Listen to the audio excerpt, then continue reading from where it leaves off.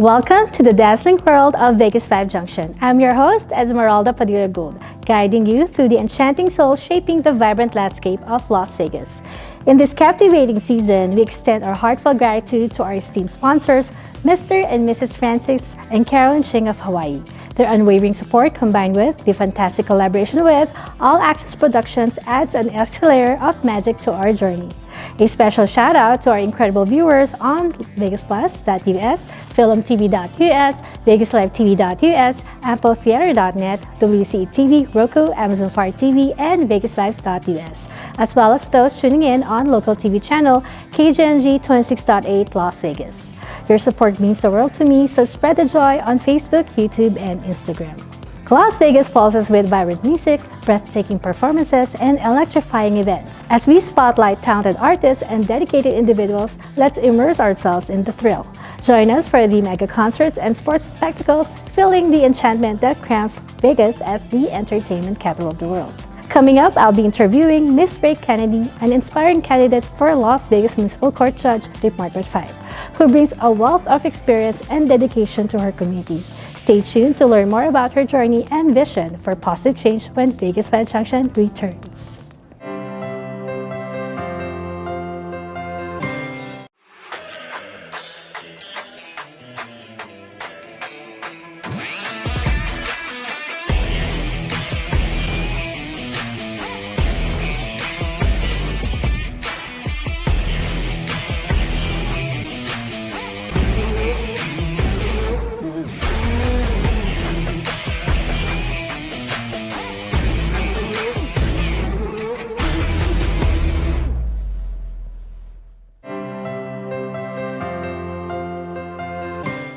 Ladies and gentlemen, it's my pleasure to introduce a remarkable individual who's making waves in the realm of justice and community advocacy. Please join me in welcoming a candidate with a passion for change and a deep commitment to our community. Originally from the Midwest, but now proudly calling Las Vegas her soul city for nearly a decade. I'm Rae Canady, and I'm running to be your next Las Vegas Municipal Court Judge. Las Vegas is the greatest city in the world, and together we can create the greatest municipal court in the country. I've dedicated my life to helping others because it's not about me, it's about making our community better. Las Vegas Municipal Court can and should reflect our community's values and diversity and provide the solutions you deserve. I am committed to giving you a voice and making sure you have access to true justice. I'm endorsed by Nevada Now, SCIU, Plan Action Nevada, Southern Nevada Central Labor Council, and the Western States Regional Council of Carpenters. They know that better is on the horizon. This individual brings a wealth of experience and dedication to her candidacy for Las Vegas Municipal Court Judge, Department 5. What truly sets her apart is her groundbreaking candidacy as the only person of color in the race. If elected, she will become Las Vegas Municipal Court's first Black judge, a cultural milestone that adds depth and significance to her campaign. Get ready to delve into her inspiring journey and the transformative change she envisions for our community. Welcome to VegasVibes Junction, Miss Rae Canady. Thank you so much. It is my absolute pleasure to be here. Thank you. The pleasure is mine. Well, I guess I should start off by asking you what inspired you to have a career in law and public service, particularly in your upbringing and your early experiences. So my parents, I am from an interracial couple. My mom is Caucasian, my dad is African American, and they met and married in the 60s. And in some states at that time, it was illegal for interracial couples to get married. And so one of the things that in the 1960s? In the 1960s, illegal? it was illegal. So the Loving versus Virginia case that was decided by the United States Supreme Court that made it legal didn't come out until the late 60s. And so my parents were of that era of change and of fighting for your rights. And so it was really important for them to instill in me and my sisters a real sense of justice and equity. I joke and I say I understood the difference between equality and equity at a very young age. And my parents kind of explained it just in parenting 4 girls. my mother would say, I don't parent you all the same. That's equality. I parent you each how you need to be parented, and that's equity. And so I understood that from an early age. They made sure that we gave back to the community, that we were grounded in community. And so it's not a coincidence that me and my 3 sisters all went into the helping profession. 3 of us have degrees in social work and 1 has a degree in criminal justice, because that was really the foundation. Okay, as a candidate for a Las Vegas Municipal Court judge, what motivated you to run for this position, and what specific changes do you hope to implement if elected? So I did not think I ever wanted to be a judge. However, I started working at Las Vegas Municipal Court as an administrator in 2018. And one of the things that an administrator is supposed to do is to set policy for the court. So what are the rules of the court, right? What are the ways in which we're going to handle things? And I quickly learned that the judges at Las Vegas Municipal Court want to be very heavily involved in making those decisions. And there's nothing wrong with that. The problem came when I tried to advocate for policies that I thought would really help our community, and most of them were shot down. I got a no for most of them. Give an example. Sure. So one of the examples is I wanted to be able to remind people about their court appearance. It's the same concept as why your doctor reminds you about your doctor's appointment, right? They understand that your appointment is important and your health is important to you, but life happens. And so sometimes when we make the appointment, we forget to put it in our calendar, or something else comes up and we forget. And so they just send a little reminder so that you say, okay, I won't forget. It's the same thing that I wanted to do to remind people about their court appearance. The truth is that a lot of people have other larger issues going on in their life, and appearing in court kind of takes a back seat sometimes. And so I presented that. It was a program that would have been no cost to the court. I was able to get assistance from Stanford Law School's Legal Design Lab. What they wanted to do was to study, because we have decades of research that tells us that if you call someone or you send them a letter or postcard to remind them about their court appearance, it dramatically reduces them missing court. What Stanford wanted to do was to study whether text messaging would be just as effective. Because even though text has been around for a long time, we don't have any research that tells us whether that's just as effective. And so they were willing to give us the software, they were willing to integrate that software into our case management system. They just wanted the raw data so they could look and see if it was effective. And the judges said no. And when I pushed back a little bit and said, but why? I'm confused, because this is going to be free for us and it will really help folks make sure that they come to court. When they miss court, there's a warrant that's put out for their arrest. When they get arrested, that costs the taxpayers money to put them in jail. If they go to jail, they may lose their job, their housing, their children. It's a win-win for us. And what I was told was, hey, we're not here to hold people's hands. And I was so disappointed by that response that I decided to run. I'm so glad you made that decision. Thank we you. need more people who are assertive and who really cares about the community. Thank you. Being the only candidate of color in your race, how do you perceive the significance of potentially becoming Las Vegas Municipal Court's first Black judge? And how do you plan to leverage this representation for positive change? So I think it's tremendously significant. On the one hand, it's somewhat sad that we still have firsts in 2024, not just for African Americans, but for all of our communities of color. But on the other hand, I'm extremely excited. I am okay with taking on the burden of being the first, and I hope that I will represent our communities well, because I think it's not just for the African American or Black community, it's for every community of color. Representation and diversity is really important. Can you share some insights into the challenges faced by marginalized communities within the judicial system, and what steps do you propose to address these disparities? So I will say this, even in 2024, as I go around campaigning and meeting with different organizations, I still get asked certain questions that sort of make you feel disappointed. For example, someone asked me, how was I going to be able to make sure that I was culturally competent to work with communities of color? And I explained that I had 6 different certifications in diversity, equity, inclusion, anti-racism, and justice, and they were offended that I used the term anti-racism. Another group that I spoke with told me that they hoped I didn't play the race card.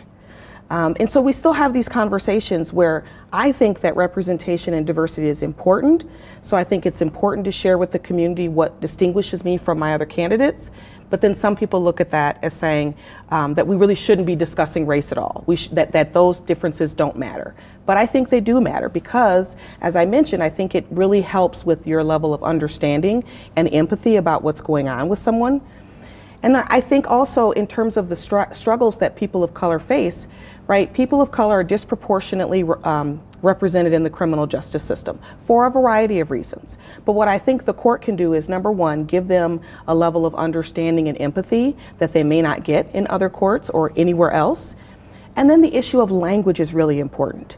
Your campaign emphasizes creating a community-centered court system. Could you elaborate on what this entails and how it differs from traditional approaches to justice? Thank you. That is an excellent question. So, municipal court is the court closest to the community. It's the reason why I want to run for this court. I'm eligible to run for other courts, but this is the only court that I chose to run in because I want to return municipal court to the community. And so when I say it should be community-centered, what I mean is that I want the community to have a say in how that court is run. And there's two main ways I want to do that. The first is by encouraging people to give us feedback about how we're doing. When I was an administrator, I wanted to create a survey for folks who came through our system to figure out what we're doing well and what we could improve upon. And the response was, they're just going to complain. And I said, all feedback is good feedback, because even through a complaint, it gives us an idea of what we could work on. So I will make sure that we have folks who have the ability to give us their feedback, their honest feedback, so that we can continue to make improvements. And the second way is by creating a community advisory council. So there are some court systems that have what might be referred to as criminal justice councils, but they're really sort of higher level. They're sort of talking about larger systemic issues. I want to create a community advisory council that I meet with on a quarterly basis to give them data specifically from my court, because I want them to tell me how I can do better and how we can improve the outcomes for the folks who come through our system. So I really want to hear from the community. How do you envision fostering greater trust and transparency between the judiciary and the community it serves, particularly in light of recent events that have shaken public confidence in the legal system? That's another great question. One of my goals is to restore trust and confidence in our system. And I know that's a tall order for one judge, but I intend to do that in a couple of ways. The first is, like I mentioned, by truly soliciting feedback from the community. The second way is by making sure that my courtroom is always open and welcome to people. Absolutely right.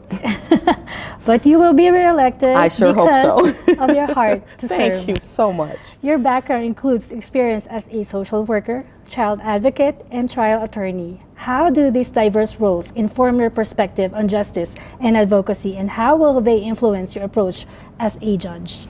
So for me, as I mentioned, I think before we started taping, was when I got done with graduate school in social work, I went on to law school, but I went part-time because I really wanted to work as a social worker in the community. I knew that if I went straight to law school full-time, I might understand social work theories, but I wouldn't have actually put them into practice and worked in our community. And so I made sure that I worked full-time. I went to school part-time in the evenings and on weekends. So I was a non-traditional student. It took me 5 years to get my degree. But I'm so thankful because I think that experience of learning social work concepts and then actually putting them into good use in the community helps me understand when people come before me what their issues are.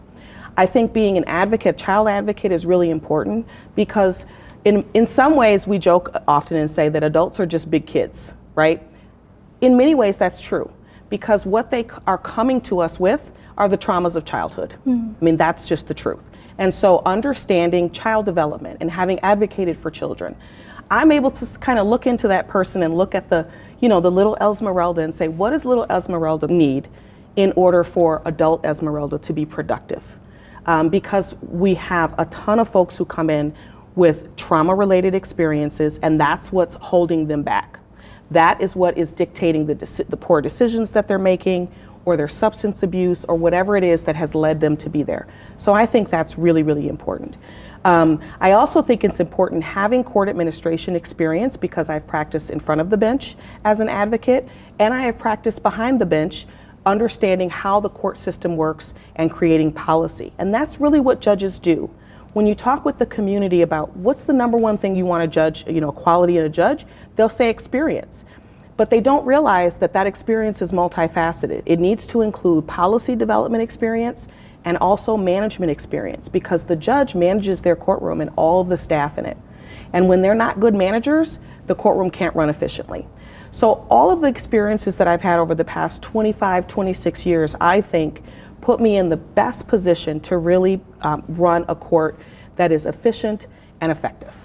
You're going to be a great judge and a Thank leader. you. Thank What you. strategies do you propose for ensuring equal access to justice for all individuals, regardless of their socioeconomic status, race, or background? That's another great question. So one of the things that I advocated for at municipal court was for us to determine ahead of time, right? I didn't want to clog the court system up when the judges were actually on the bench, but let's determine ahead of time what their ability to pay is, which means, let's say you get pulled over and you're speeding and you get a ticket and you have to go to court. Right now, whether you make $20,000 a year or $200,000 a year, your fine is the exact same. Obviously, that's going to more disproportionately affect the person making $20,000 a year when your fine is $500, $600, $700. And so I said we really should figure out what people's incomes are so that we can tailor the fine to make sure that it's not disproportionately affecting the folks who are in lower socioeconomic status. And they said no. And they said, well, people will just lie. They will give us false information so that we can't actually determine what their income is. And I said, well, we have ways around that. We can ask for their tax, their last year's tax return. Or we can just start simple with people who are receiving public assistance benefits. We know that they've already qualified because they fall below a certain income. We could do that. And again, the answer was no. So one of the things that's very important to me, and in fact, it's a constitutional right, is to make individual decisions about people's fines. Because somebody who is rich shouldn't be paying the same amount as somebody who is poor. It just shouldn't happen. It needs to be enough of a fine that it deters their behavior, but not so much that we are costing our community resources. I don't want anybody to have to choose between paying rent and paying a speeding ticket. How do you plan to address systematic issues such as overrepresentation of certain demographics in the criminal justice system and disparities in sentencing? So I will answer that by telling you and the audience that there are some people who are running who don't believe that there are disparities in our system. There are disparities in our system. And I know that some people may not want to hear that or may not believe that, but it's true because we have the data that supports that. One of the things that I think is really important is to implement research-based decisions and best practices into the court system. We have decades of research, like for example, we know what's effective at making sure people show up for court. We have tons of other research that tells us what are the effective ways to prevent crime and the ways to effectively work with folks when they come into the system. And yet, we have so many judges who think that they can use their gut to make a decision or they can size someone up correctly. When we do that, our biases come into play. And I think we can remove that as much as possible by letting the data lead us and then we follow with compassion. So for example, one of the projects that we had at municipal court was creating a research-based tool to determine who should be released from jail when they're arrested and who may need to stay in custody, okay? It takes out the biases, right? We're not making that decision based on race, socioeconomic status, ethnicity, culture, gender, any of that. We're looking at what the research tells us helps us determine who's a good risk or a bad risk. Finally, what message do you have for the residents of Las Vegas as they consider their choice for municipal court judge, and how do you hope to inspire and engage them in the electoral process? Well, I joke around and say I wish I could bottle up a little bit of that hope that like Obama had in 2008 and sprinkle it across the city. Since I don't have that ability, I just want to share with folks a couple of things. The first message is to research the candidates. It is really hard to do that with judicial candidates, I know, but I want people to make informed decisions. And part of this campaign for me is to help people understand what municipal court judges do, to help hold them accountable, and to make your voting decisions based on who you think is going to be the best candidate. So if you have no other resource, Google it. And if not a whole lot comes up on a candidate, that's not a good thing. That means they really haven't been out in the community and they really haven't really stood for a whole lot of things. The second thing I'll say is that I love the city of Las Vegas. I call it my soul city, as you mentioned in your opening. I have the Welcome to Fabulous Las Vegas sign tattooed on my back. Oh, wow. Because I love this city so much. And so, like I said, I really hadn't planned on ever running for judge, but working for the city and seeing what I saw, I was so offended for our community. I felt as though the city that I love was being tricked. There was an affront to our city. And so I decided to run because I truly care about everyone in our community, and I want everyone to prosper. And I guess the third thing I would say is, unlike my opponents, I don't come from wealth. I don't come from legacy. I'm running a small grassroots campaign, trying my hardest to make positive changes for our community, and I hope that our community sees that and comes out to vote in June. Yes. Kindly tell us a bit about your sign here. Sure. What is on the horizon? Rae Canady for Las Vegas Municipal Court Judge, Department 5. I love that your slogan. And now, caring, committed, and competent. Yeah, so one of the things is navy blue is my favorite color. And blue and yellow are the colors of the University of Michigan. Go blue, that's my alma mater. I say better, so when I introduce myself to people and I say, my name is Rae, they'll say, oh, like a ray of sunshine. And so I thought I would play on that a little bit with the sun and the rays. And I say better is on the horizon because I do think that I'm the better candidate. I do think that if voters choose me, it will be a vote for change, a vote for improvement. I say I'm caring, committed, and competent. Caring because, as I mentioned, I absolutely love this city and the people in it. I'm committed because I have a 25+ year career in the helping profession. I've always been a public servant. I've never worked in the private sector. Nothing wrong with that, but my heart has always been in helping people. And I think it's really important that folks understand the variety of experiences that I've had. And then I say competent because of the variety, right? Having experience in front of the bench, behind the bench, I've done criminal and civil work. I'm the only candidate with as much jury trial experience as I have. And it wasn't until a few years ago that you could get a jury trial in municipal court, but now that you can, it's important that a judge understands how jury trials work. And so that sort of sums up. I had tons of people have lots of other suggestions for colors and logos, but for me, this feels authentic and it's true to, I think, who I am.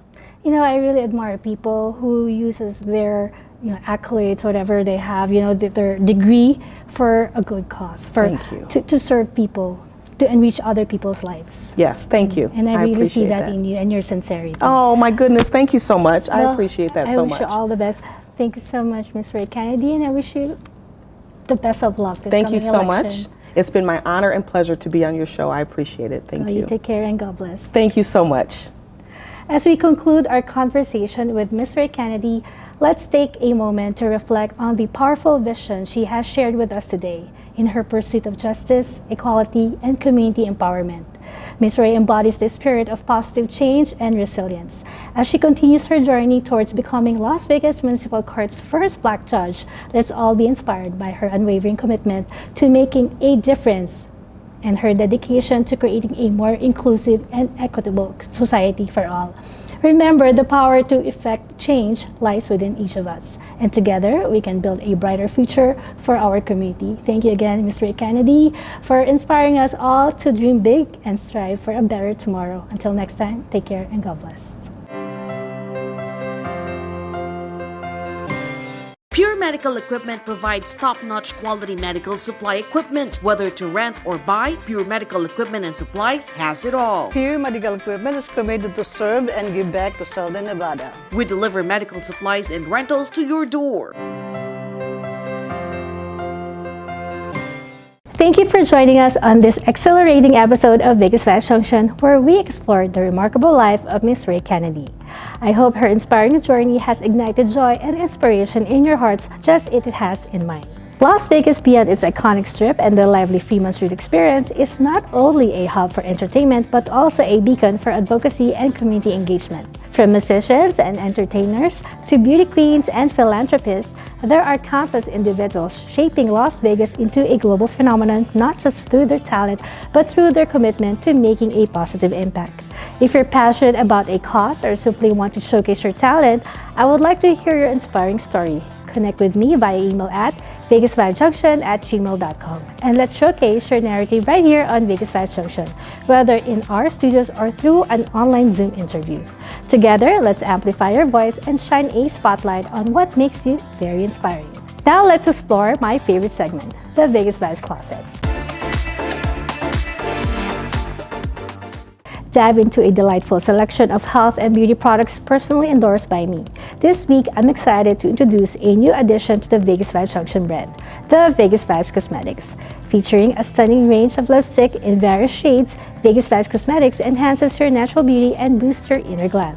Each lipstick is meticulously crafted for exceptional color payoff, long-lasting wear, and a luxurious feel. Whether you're seeking a bold red for a night out or a subtle nude for everyday elegance, Vegas Vibes Cosmetics offer the perfect shade for your unique style. Elevate your beauty routine with our fabulous lipsticks, capturing the spirit and glamour of Las Vegas. Before we say farewell, immense gratitude to our fabulous wardrobe sponsor, Anne Fontaine, nestled at the Forum Shops of Caesars Palace. To explore their stunning collections, contact Ms. Anna Billings at 702-733-6205. Anne Fontaine welcomes you to a world of extraordinary fashion. We express sincere thanks to our valued sponsors, Mr. and Mrs. Francis and Carolyn Ching from Hawaii. Their steadfast support, alongside the wonderful collaboration with All Access Productions, enriches our journey with an extra touch of magic. As we draw the curtains on another captivating episode of Vegas Vibes Junction, let's carry the spirit of Las Vegas with us. Its energy, its passion, and its unwavering commitment to dazzling the world. Join us next time as we continue to uncover the stories that make this city shine, celebrating the extraordinary individuals who shape its vibrant landscape. Until then, keep spreading those Vegas vibes and stay tuned for more unforgettable moments. From all of us here at Vegas Vibes Junction, wishing you a journey as enchanting as the lights of the Las Vegas Strip. I'm Esmeralda Gold. Thank you for watching. Mwah!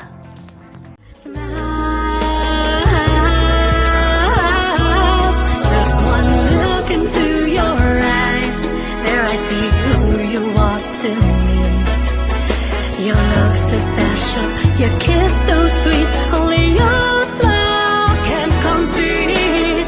Now that I stand next to you, glad I was there to reassure you. The sadness in your eyes, I'll replace with eternal smiles. So now I can't resist holding on to commit, inspired to love you and keep you smile until the end.